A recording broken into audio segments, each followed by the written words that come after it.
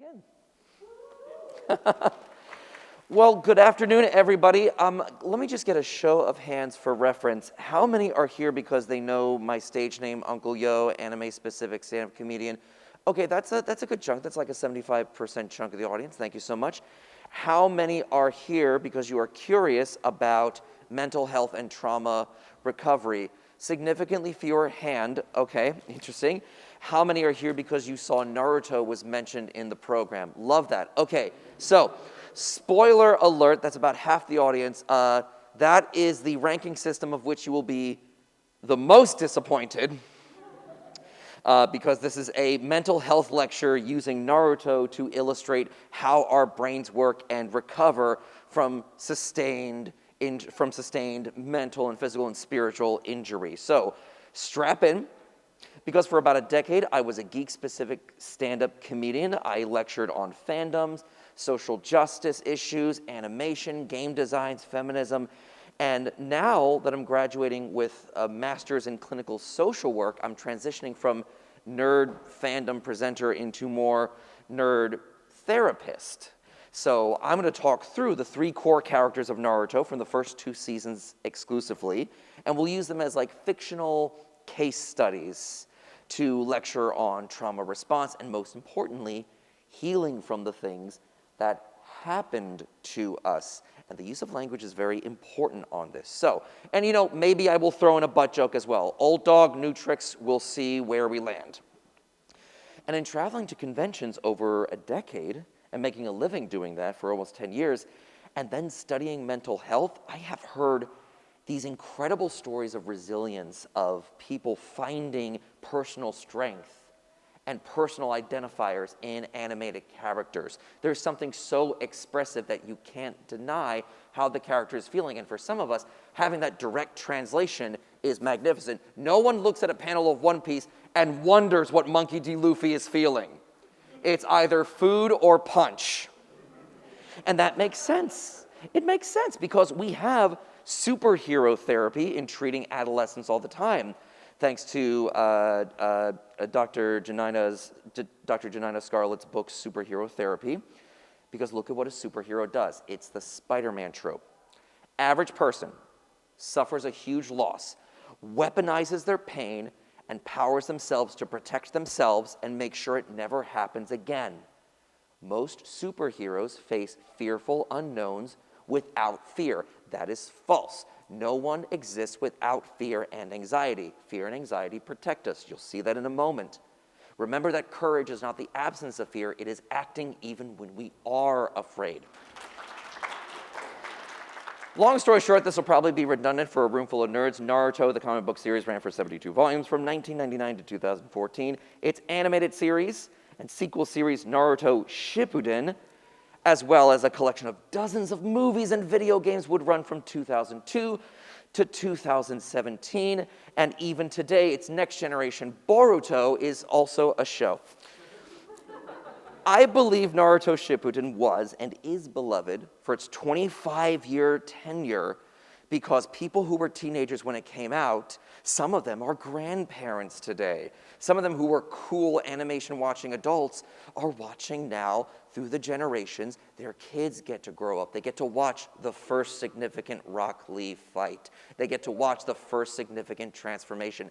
They get to see and share it, and it keeps going and spreading, the positives as well as some of the difficult issues. But Naruto is a supernatural animated series about the struggles of good and evil, community versus the individual versus individual for the community, and finding your own way. Surviving despite hardships, building community despite feeling alone, and persevering past what you thought your personal limits were. And that appeals to a lot of people who started lower and had to work their way up. This is a show about community, I think unquestionably, living outside the social norm and celebrating that, finding points of strength in everyone. What I like about Naruto, you don't have to advance yourself, PowerPoint. That's my job. That's our relationship. And you see, I had the chance to get mad, but I gave ourselves some space and mindfulness. Would have been wonderful if Orochimaru could practice that too. I like Naruto the series because it's always been about people versus people. It's not necessarily teenagers punching ghosts or yokai or demon. It's always people versus people, idea versus idea. And yes, I understand I can do an entire lecture series, as I plan to, about trauma in any anime. Trauma in Attack on Titan. Trauma and Demon Slayer. And yeah, the reason I stick with Naruto, it sticks with the Black and Latinx community. It sticks and means something really special for the underdogs. Its $10 billion franchise is there for a reason. So this anti-classism narrative that you never give up on yourself, you define yourself and you find your own way, no matter what happened to you. I'm gonna lay some information down. I'm gonna lay some clinical facts before we go ninja go. Okie doke. A lot happening on the panel, we'll break it down. Full disclaimer, I'm still a student. I don't graduate till May. And I will not even point to the tip of the iceberg when we talk about trauma and trauma-informed lecturing. I will be waving for you to point to the general hazy tips of the iceberg. I'm saying there's a lot of research. There's a lot of information. We've advanced so far in the last 30 years of how our process of hard events shapes the brain. This is not therapy, nor is this advice for anybody in the room. So from here on, I promise, PG-13, I will actively avoid talking about incidents of sexual abuse, or SA, in the clinical world, and self-harm, or SH. This is your hall pass now. If anything I talk about, if that activates you, you protect yourself first, and you get to leave the room. No problem. I will not call you out. I will not be offended.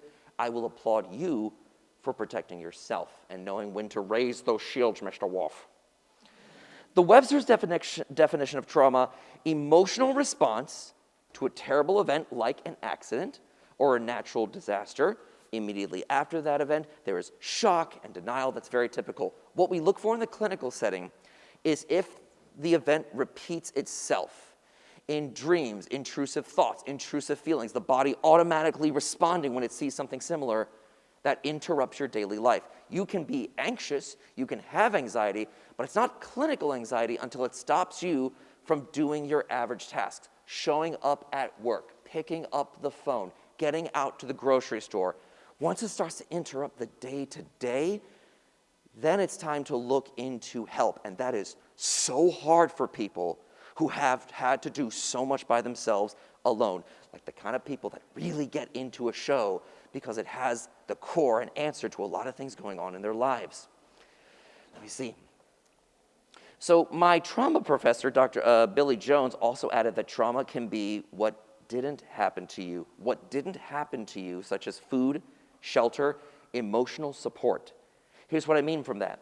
You are more prone to sustained stressful anguish depending on where you are born, especially in the United States, where we can guess your age of death by the zip code you grow up in. Your zip code will define how many toxic waste sites, how many pig runoff farms, how poisonous the water or other systems around you are going to be. How broke is your district is how bad your health might be as you get older. Poverty can also compile in developmental trauma over time problems like an angry or emotionally absent parent. Intergenerational trauma, which we talked about a little, can actually be passed on in your genes. We see this in survivors whose grandparents and great-grandparents survived the Holocaust. There are certain things that activate and overactivate. Now, let's jump into that. But the firm definition, trauma, as I'll talk about today, is our eternal experiences and process of hard events. When we treat someone, we can use the ACEs score, all right? It's a universal evidence-based practice. We score 1 from 10 adverse childhood experiences. This is when it's going to start planning a lot into Naruto. This is one of the many initial approaches when treating or accepting someone with difficult past and in current environments. Understanding a client's experience and history helps us diagnose, okay, parents were always loud and arguing. For how long? Over what events? Were you included? Were you a bargaining chip? Were you completely ignored and pushed out? Maybe that has something to do with why you need attention now from parents, etc. So, next thing we get to do into that, let me dive and jump into trauma-informed practices. Okay, this is the biggest step that we've made in handling schools, in handling hospitals and college campuses, to become more trauma-informed on practices, knowing what to look for and what to expect. Because the biggest thing that we're learning is that trauma that we can't process is hard.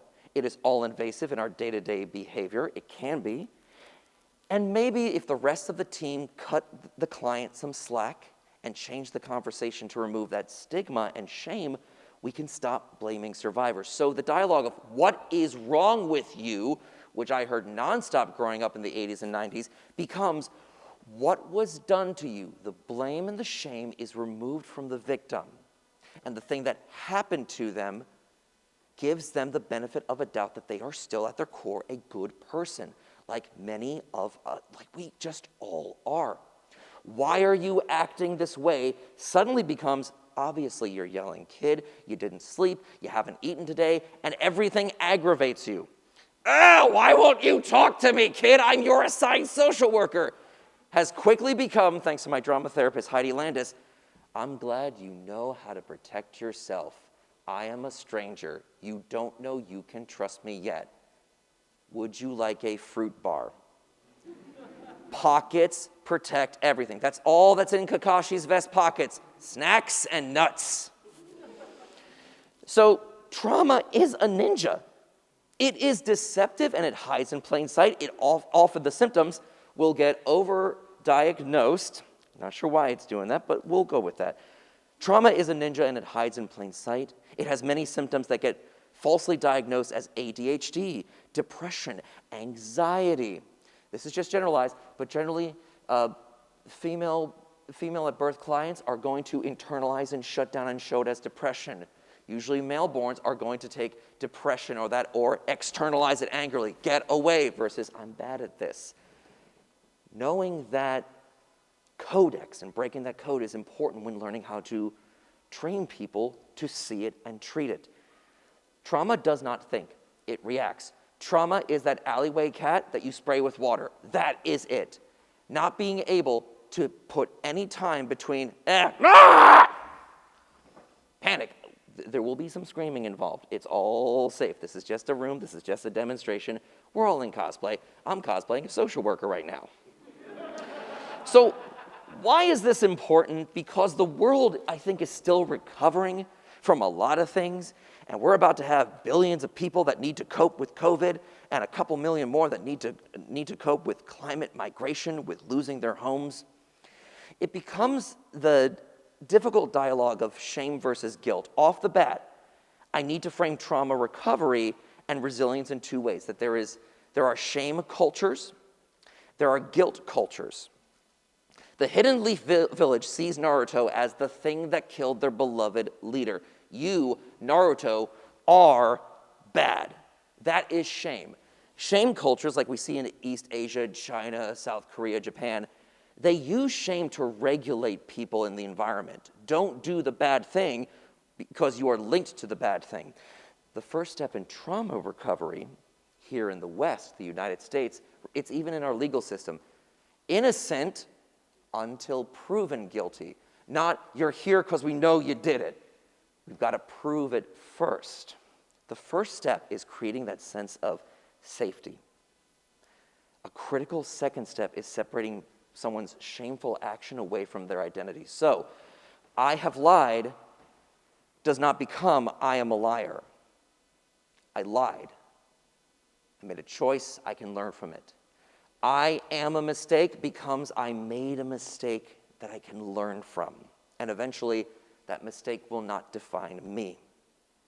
And I have to admit, Naruto is pretty kind and resilient given the negligent household. Because what did he grow up in his first stage of life? 0 parents, just one society yelling at him, do this. So, I think he's kind of in his right to react and test boundaries. No one was there to model boundaries, and this is how we behave to him. It's easy to know what goes wrong with our lives because we're human. Our stress hormones and our amygdala can bypass and jump ahead of our logical thinking brain. Anything snake-shaped, whoa, let me check that out. A lot of us are here because some ancestor way back jumped away from something when it wasn't a snake, or maybe it was, but either way, they didn't get bit. We are still at that mercy today. We just don't have a lot of snakes present, so we kind of use it in social environments. We kind of get triggered while driving. Our brain is always trying to learn and vet what is and is not a threat. Your reptile brain has not figured out the screen is not going to bite you. You learn that over repetition. So one of the ways that we get to fight this guilt and shame is with gratitude. It's actively interrupting that bad thought cycle. The first thing you start thinking during that morning shower, ugh, why did I say that back then? Hold up, we do this every day. Yeah, I was a different person back then. I hope I've learned. Maybe someone deserves an apology text.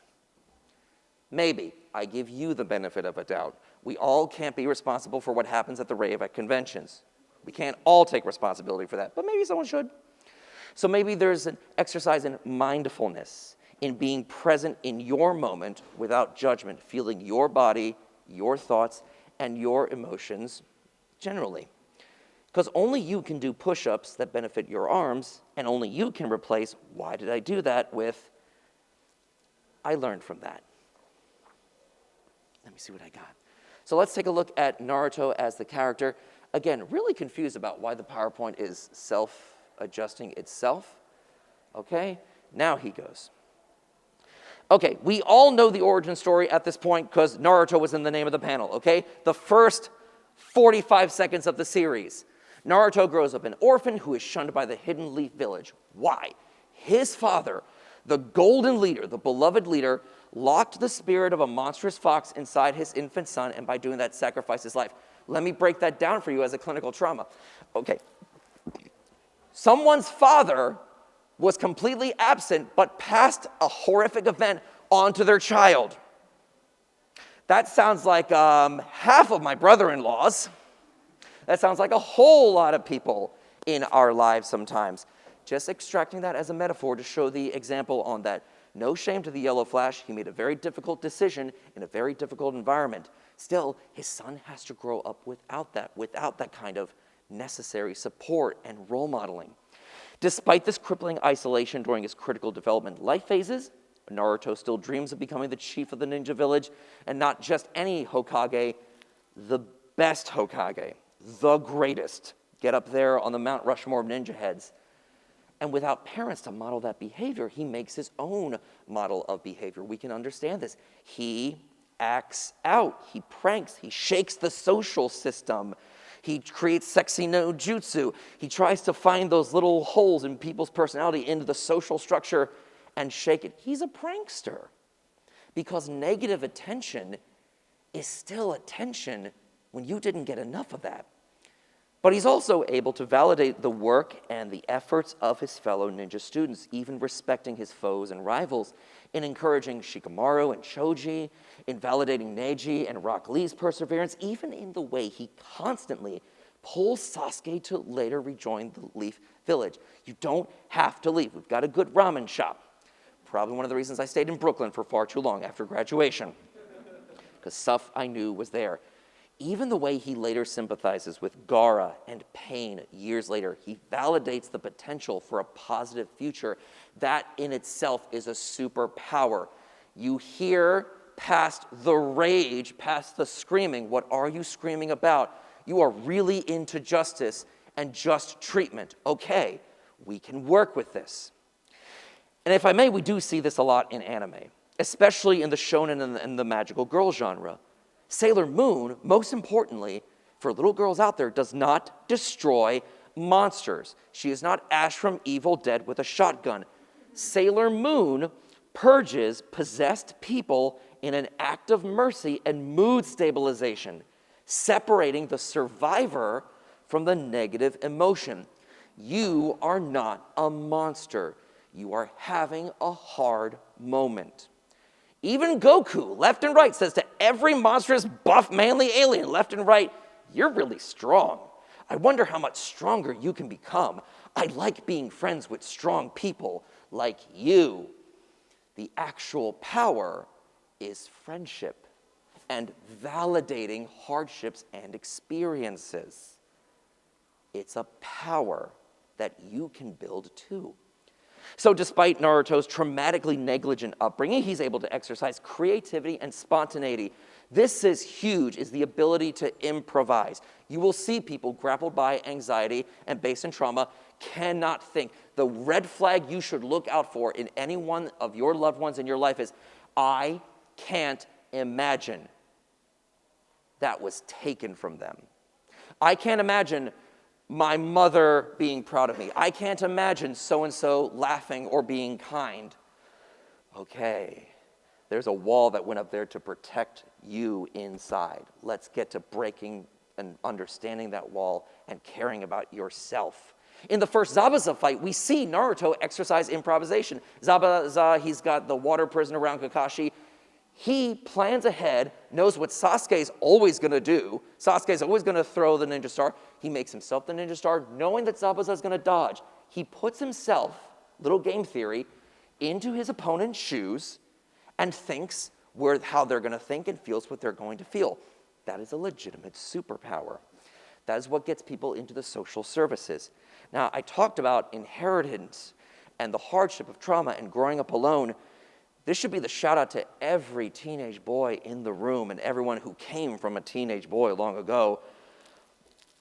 I love Naruto's relationship with his inner power, the Kurama, the Nine-Tail, because it is a trauma response. It's the journey of emotional regulation. It is hypervigilance. When this happens to veterans who return from foreign tours, climate refugees, assault survivors, the body releases adrenaline and suddenly, you're on, looking for the threat. Where's the threat? Sasuke's down, punch the thing that dropped Sasuke. The Fox and Naruto is a constant struggle and a dialogue, and it's so easy to double down and listen to your anger, because anger is a rush. Anger is a power, and it always places you as that disrespected victim and hero. You're both the victim and the hero if you listen to your anger, and it howls to get your attention. How dare they do that to us? Yeah, take it out on the Starbucks barista. I'm an adult. Yeah, Fox power does make Naruto stronger, faster, and more volatile, and every time he uses it, he risks losing himself. We see this until he learns to regulate with Jiraiya. The QB is a prison inside this kid, and it wants to be let out, and it gives him and lends him that power and hoping to take control. That is any teenager feeling real-world challenges for the first time. It is not the first time someone has broken up with their partner. It's the first time we have broken up. We have to experience this ourselves. You can't avoid the thing you're afraid of, or you will always avoid for the rest of your life. You don't grow that way. Naruto didn't have parents to set a calming example or to be empathetic and curious. The fox inside you wants to smash Sasuke across the face for ignoring you. Wow, dude, that's hard. Wonder what you felt like in that moment. We all have a fox that challenges us, and we seek immediate diffusion or gratification. We don't learn frustration tolerance. Every sport, gym trainer, late night cram session, staring down the bully in a meeting, your frustration, persevering through, building and pushing your new limits, that's shonen stuff. That's expanding your window for emotional distress and tolerance. Run away every time, and you just don't grow. Sometimes it's fine to tune out that fox or start talking to it. Let's look at client number 2, Sasuke Uchiha. Top of his class from the famed Uchiha clan, traumatized orphan with attachment issues. I can say that. In addition to the fire jutsu, Sasuke has the advantage of the Sharingan, the love of the village, the support of all of his teachers, the focus of his sensei Kakashi. Finally, one-on-one validation.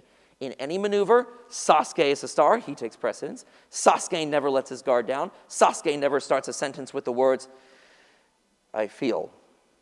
Because Sasuke's entire defense mechanism, which is more of a fortress at this point, is control. That's why he struggles with communication and relationships. There's no extra conversation because he can't control how people react. He dismisses when they come up to him. No, you're overreacting.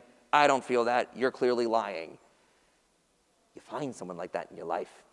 Attachment issues will show up in his behavior, knowing his older brother, Itachi, murdered his parents right in front of him. And as a trauma response, he has probably relived and seen the murder of his parents in front of him so many times, even before he gets hit with the genjutsu, seeing it, 528,000 times, which in his defense is only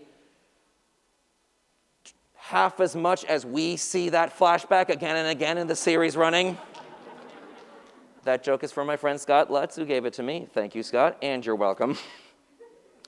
The thing is, trauma isolates.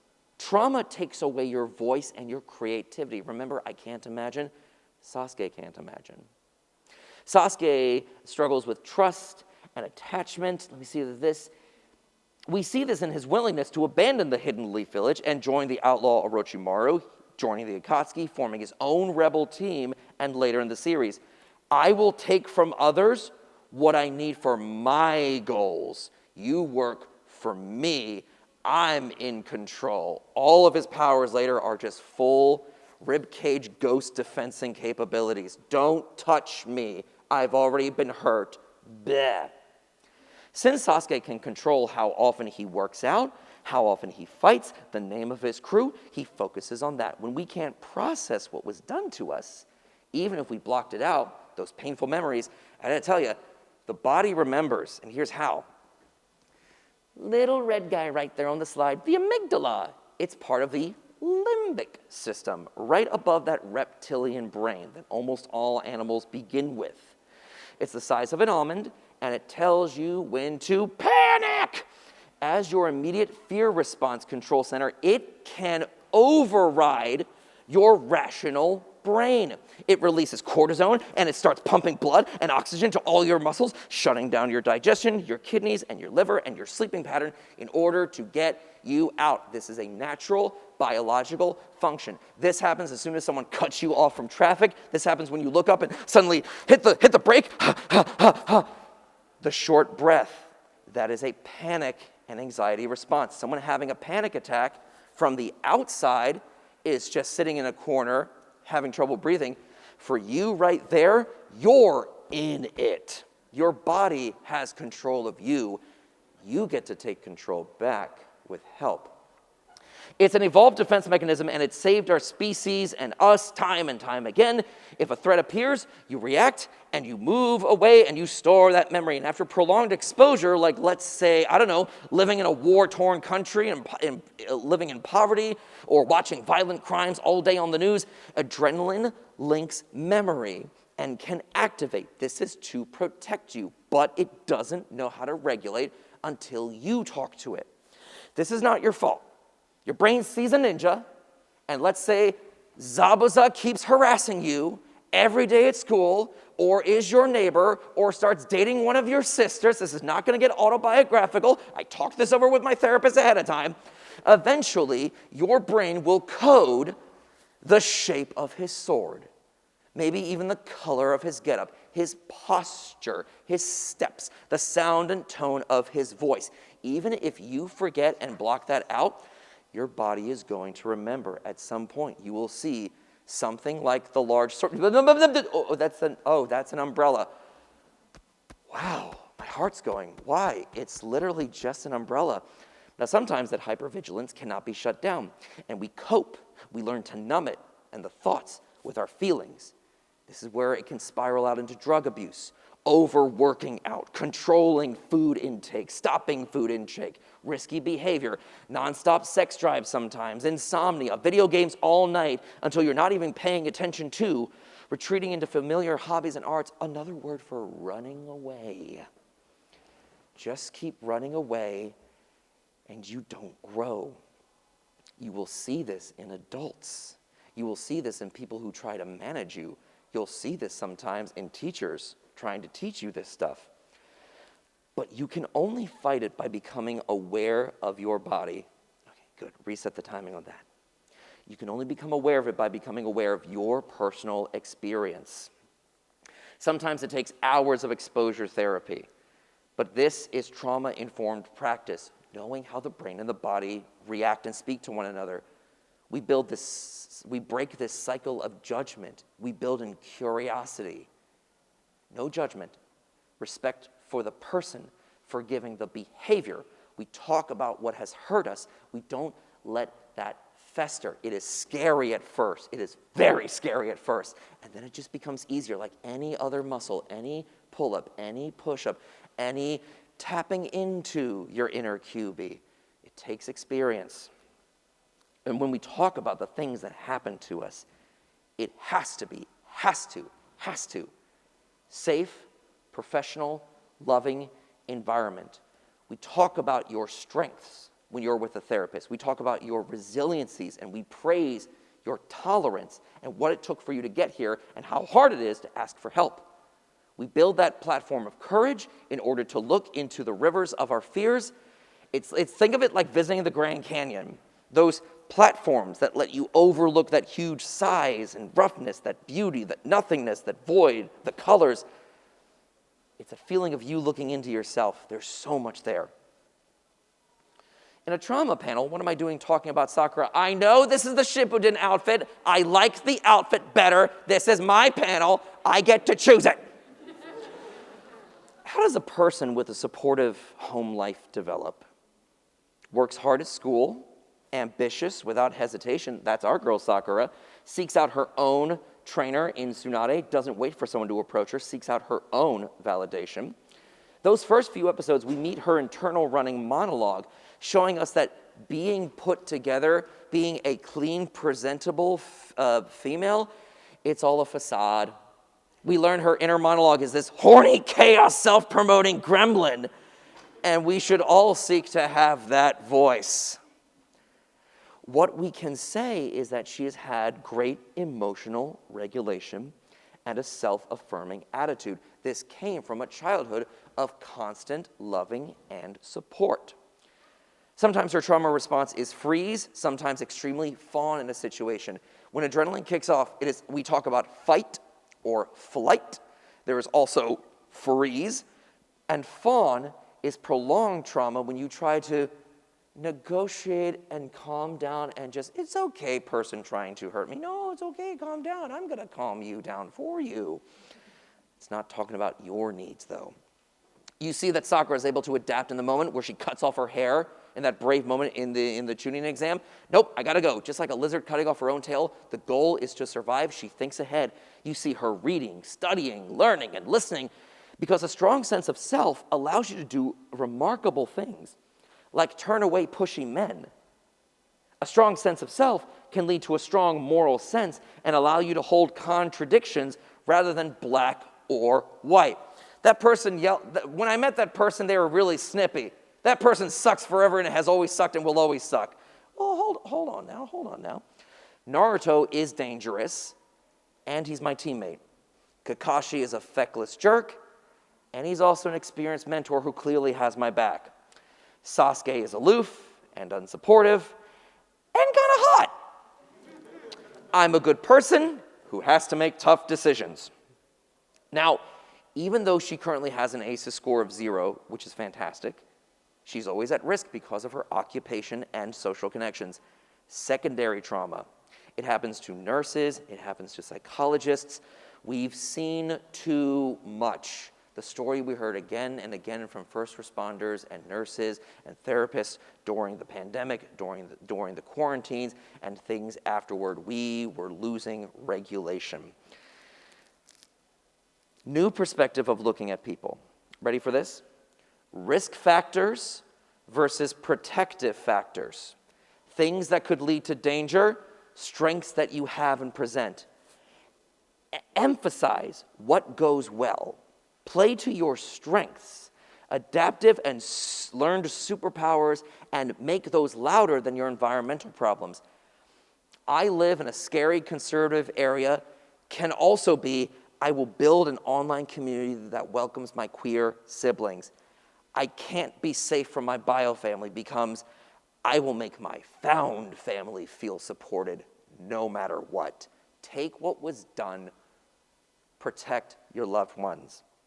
Anxiety, which you'll frequently see Sakura have in the later series, prevents us from living in the present, because anxiety is all about what went wrong and what can go wrong versus what you're doing right now.